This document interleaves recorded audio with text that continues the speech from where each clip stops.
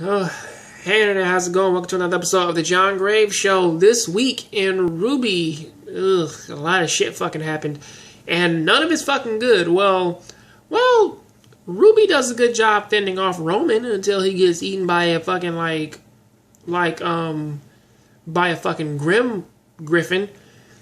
Yeah, honestly, I still get the feeling though is that even after that crazy ass battle that did happen on the airship, and then Roman getting eaten by a fucking like Grim Griffin, I still think that he's still alive. Because honestly, he's that kind of guy who's like a cockroach. Even if he does die, he's still it's like he will find some way to come back. So really, I do kind of have some hopes that he will come back. Then we cut into this whole thing with Adam as to him and Blake having a back and forth, and I'm talking about like the story-wise things, because that does kind of happen a lot to where specific characters, they do have a back and forth and shit.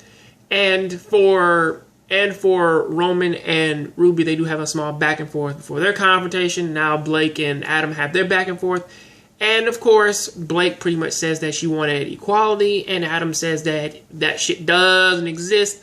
So he's just gonna destroy the fucking world and then rebuild it, and then pretty much he's gonna say like, and then their race, because they're animal people, that they're gonna be better than everybody, and that he's going to destroy everything in which that what's the name loves.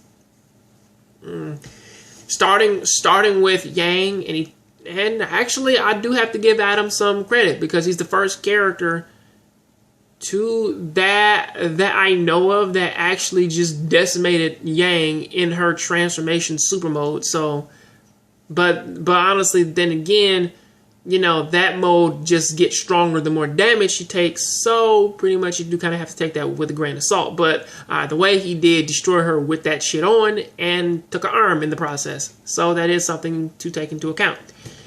But also from that though, the major story part of this thing is that they were starting the transfer over from Amber's powers to give them to Pyrrha, but in the process of that, Cinder does actually kill Amber and then takes the rest of the fucking power for herself, to which that, she does actually, Osmond takes it upon himself to go ahead and try and fight Cinder, but of course Cinder, she calls him arrogant, as to opposed to, I guess somebody told her that, but I don't really understand it. But this does seem to turn into something that is actually very, very, very deeper than what this actually said than what the Fall Maiden's power actually sort of kind of presents.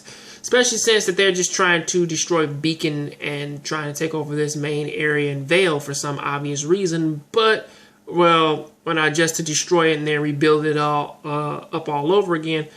But this really doesn't look like it's